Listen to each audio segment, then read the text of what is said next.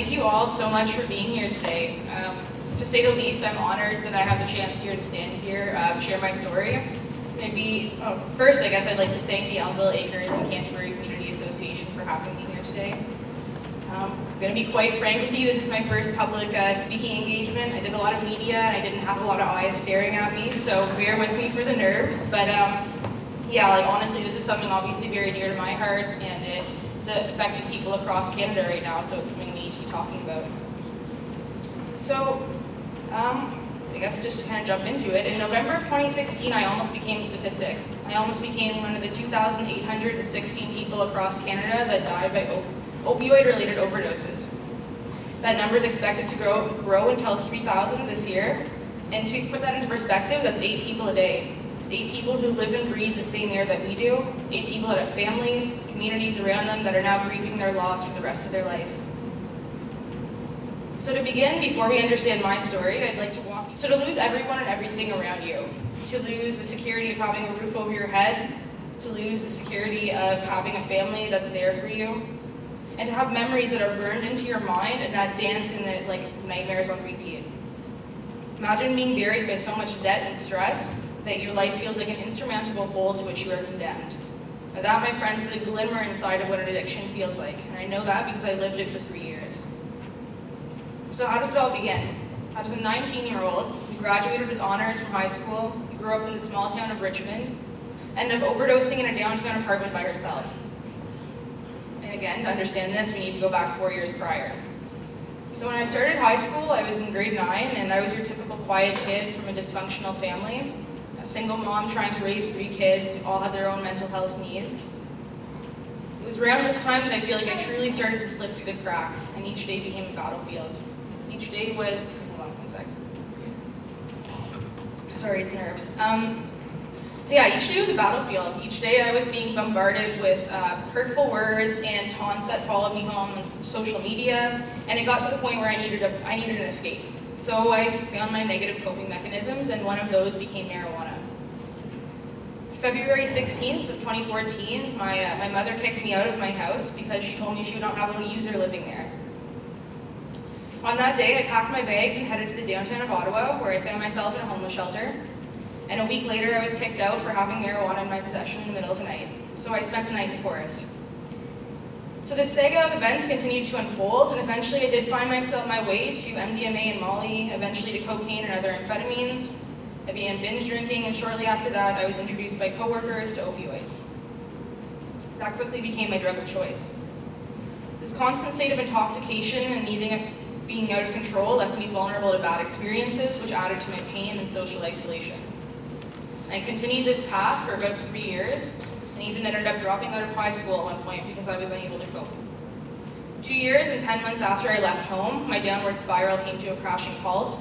I was now working full-time at a restaurant in downtown, and I was conveniently able to access substances whenever I needed. At this point, I found my way back to opioids and was regularly using what I believed were Percocet. It was, one night in November, I had a bad day at work and bought the pills that I usually did off the colleague who sold me them. I returned home and I took a couple, and to be honest, I can't tell you how many or what happened after that, but I blacked out. It wasn't until I heard banging on the door, which was so loud I was actually worried it was the police, that I was awoken, and I'm trying to find the right words to explain how close I felt to being gone at that point, but nothing can adequately describe it. Nothing can explain the heavy chest and the shallow breathing and the cold feet and the cold body and not being able to move. But eventually I was able to get to the door, and I had this feeling wash over me of shame and self-hatred as I stared my best friend in the eyes. She looked at me and she said, "Hey buddy, you okay? I was worried about you." And I said, yeah, I'm fine, don't worry about it, I just drank too much, don't worry. When she left, I became sicker than I've ever been in my entire life, and in ways that you will appreciate I spare you the details of. But I knew something was horribly wrong. That night became a pivotal turning point in my relationship with drugs, and I use this term specifically because it was a relationship in the sense that every night and every day I knew I could go home and I had somewhere to turn to. Something that would help me to manage the pain that I felt and to deal with the isolation, to forget every horrible memory that was burned into my mind from the years prior. Drugs were there to put me to sleep when I needed them, and ultimately they were there for me no matter what. So for the week that followed that overdose, I was too sick to do anything. I couldn't eat, I couldn't sleep, I definitely couldn't do drugs, and I could barely manage to drink water. I dragged myself to work a few days later and felt a horrible cloud of depression follow me wherever I went. Now by this point, fentanyl was starting to be discussed in the media, but me being the ignorant 19-year-old that I am, assumed that it could never happen to me. This was someone else's problem that happens in the downtown east side of Vancouver. I ended up getting to work one day and I was working with the colleague who had sold me the drugs. And I approached him and I said, "Hey man, what was the stuff you gave me last time? It was not normal." And I continued, "Was it laced?" He looked at me with a cowardly and pathetic glance and he said, "Yeah." And I said, "Well, was it fentanyl?" And he looked at me, shrugged his shoulders, and he said, "Yeah, sorry." And that's when it hit me. That is the moment when I realized my life was worth the $60 that I had paid for those pills. He didn't care if I lived or died, and all that mattered were the money going into his pocket. And at this moment, it's that realization that drug dealers really aren't your friends sunk into me. Now, for anyone who isn't involved in the drug lifestyle or who has never been in that position, you'll say, "Well, duh, you can't trust them. They're drug dealers. They're scum of the earth." But in my mind and my experience, I knew him to be very different than that. He was a friend, a colleague, someone I made food for and sent food home for his child when he didn't have money to pay for the bills. We talked about our depression and anxiety and his 3-year-old son. So in my mind, he was a friend that I could trust, and the pills he provided, well, he got me those because he cared about me and he wanted me to feel better, of course. Never once did it occur to me that I was just another paying customer putting cash into his pocket. That night, I remember going home and I thought really long and hard about everything I'd been dealing with. I thought about every story in the media I had heard about people dying, and I remembered what it was like for me to watch my friend lose his brother a few months prior. I knew the devastation that death carried, and it was the last thing I was prepared to inflict on my family. 1 second. I decided at that moment officially that something was going to change, and I didn't know how, I didn't know what, but I knew that I would never allow myself to be fooled and out of control again. Now let me make myself very clear and establish that up until this time I was trying to reach out for help. I tried Prozac with a family doctor, and that sent me on a suicidal downhill train wreck. I spent time with a psychiatrist at the Royal Ottawa who told me I wouldn't be given any medication until I stopped using substances. And then I eventually was sent to the substance use concurrent with mental illness specialist at the Royal, who identified that trauma was indeed a source of underlying pain that I was faced with. And it was at this time that I was referred to a crisis center in Ottawa and then to a psychotherapist who specialized in what I experienced. So finally acknowledging the source of my pain was the most terrifying breath of fresh air in my life. And I say this because I was outwardly told it will get worse before it gets better. And that was absolutely true. But finally, I knew that I had a reason, I had something I could work with. I had a reason for why I was the mentally unstable, addicted, angry, compulsive 19-year-old that I was. I decided at this time that I was actually committed to getting myself better, and thanks to all the positive psychology books that I read on my own time, I knew that I needed to cut out the toxic people in my life and fill it with positivity. So I cut out everyone who encouraged me to binge drink, most of which were my coworkers, including my boss. I left the restaurant industry and I got myself enrolled in full-time school, started doing yoga daily, and changed my eating patterns. The changes to my lifestyle, coupled with the intensive weekly therapy that I did to confront everything I tried so desperately to run from, marked the beginning of a new life for me. It was scary, and at many times I found myself wondering if I should crawl back to my ex-lover, drugs, but I didn't. I held on to the intrinsic goals that I had set, and I fought with every ounce of strength that I had in me. So, just a few months later, right after Valentine's Day, I came home from the gym and I was working on some school when I saw an article. The article was about a 14-year-old girl who died in Canada. Cause of death? Fentanyl. And this broke me. I started shaking and I was crying, and guilt had washed over me, and I was devastated. I was angry at the world and at dealers for providing her with a lethal substance, and I was angry at myself for having survived and so many others haven't. So I knew I had to take action. So I wrote a letter to the school board, a 4-page letter to be exact, in which I detailed the bullying and the struggles and everything I had endured in the school system. I also thanked them for having provided an alternative school where I found my place and thrived, and I told them I wanted to be of assistance however possible. So I offered to share my story with youth my own age, figuring that they could maybe conform or relate to me better. And I wanted to just offer hope to any child and youth out there right now who's struggling in silence. More than anything, I wanted to make a difference.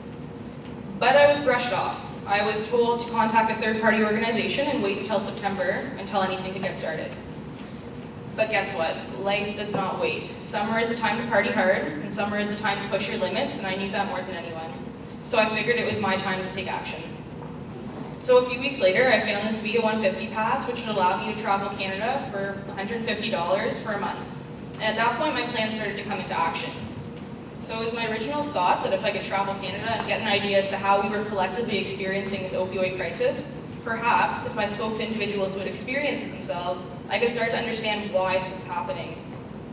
I wanted to know why people use drugs and why do so many of us fall through the cracks of the system.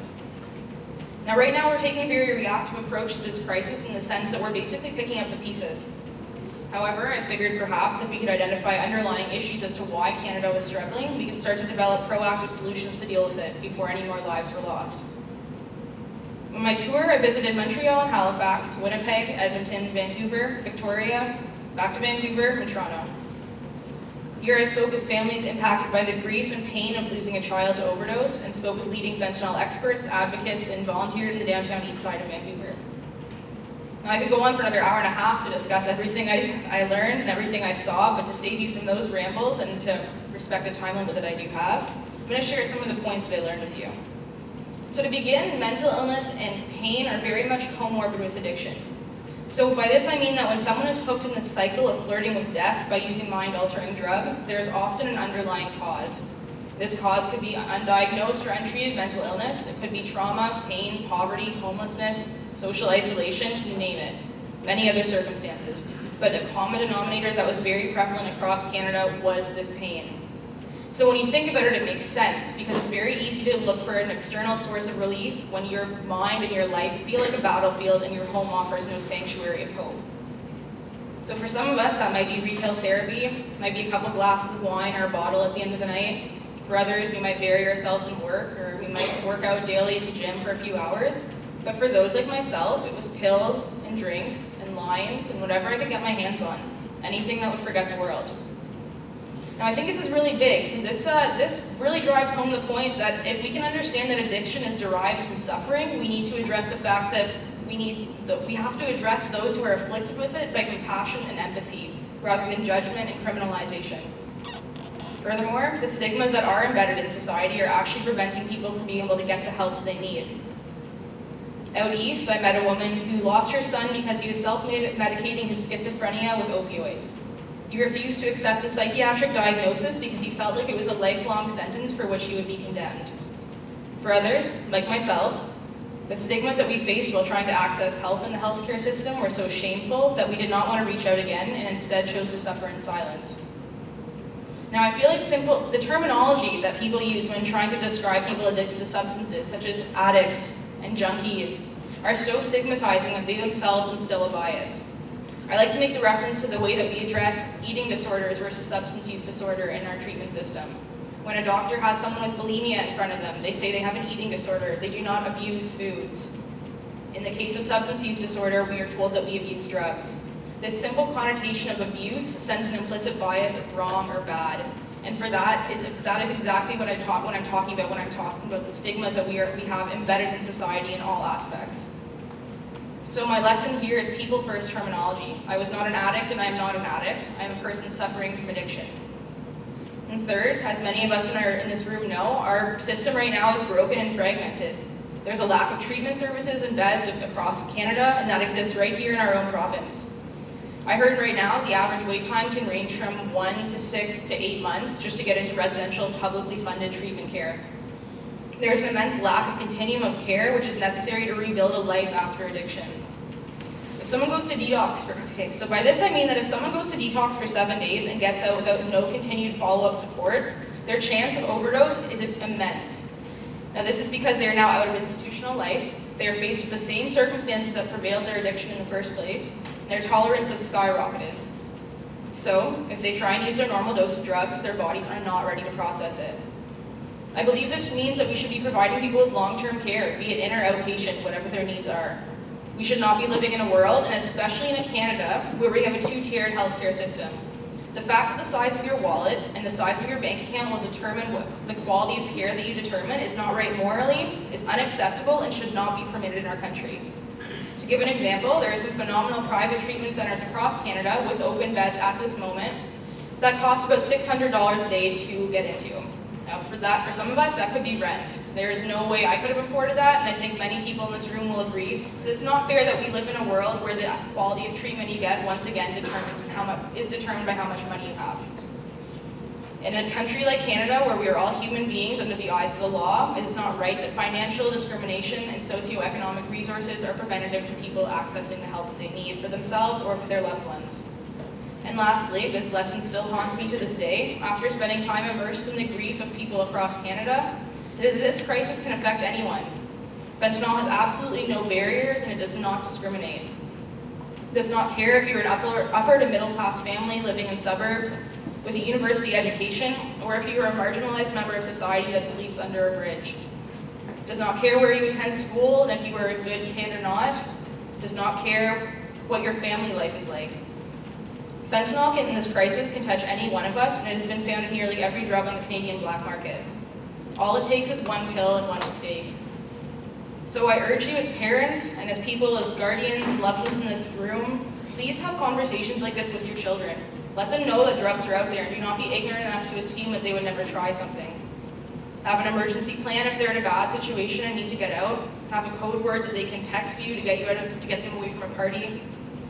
And set reasonable consequences ahead of time with your children, rather than doing it when you catch them using drugs and you're both angry. And most importantly of all, be there for them. There's a quote by Johann Hari that states that the opposite of addiction is not sobriety, but it is connection. I urge you to work so that your child does not feel alone, that they are equipped with positive coping mechanisms, and that they do not feel socially isolated or having to experience life by themselves. So I wanted to address these 4 lessons so that you can return home to your homes this evening and let them resonate with you. I fundamentally believe that the way we need to approach our opioid crisis and those suffering from addictions is with compassion, empathy, and understanding, just as we would with any other health crisis. We all have a role to play, and that role involves breaking down the stigmas, having open and non-judgmental conversations, and demanding our government provide a more accessible treatment system to anyone who asks for it. In order to deal with this crisis, and I've said this once and I'll say it again, we require Enhance Alive and act as a platform for recovery, to move on to recovery, I should say. We need treatment and a continuum of care that is accessible to anyone, regardless. Law enforcement and policies to stop criminalizing individuals and to start going after traffickers that are importing lethal amounts of drugs into our country. And more than anything, I think we need to stand together and raise intent as a community. By having these discussions, we initiate conversations that otherwise would not be had. And for that, I'm extremely grateful you are here with us today. My friends, there is hope out there, and I'm a living and breathing example of it. Recovery is possible, and I never once imagined that I'd be able to stand here today, exposed in my vulnerability and nerves, to tell my story and to be honest with you about what I've experienced. Since recovering and becoming abstinent from drugs and alcohol, my life has changed in all of the best ways possible, and I feel like I honestly have meaning when I wake up in the morning. I'm going to continue to use my voice to initiate change and to remind all of those who are struggling that there is hope and that they are not alone, and I would urge you to do the same. And to close, in the words of Gabor Mate, my favorite author, I read his books, not every story has a happy ending, but with the discoveries of science, the teachings of the heart, and the revelations of the soul, all assure us that no human being is ever beyond redemption. The possibility of renewal exists, and how to best support that possibility in others and in ourselves is the ultimate question. Thanks.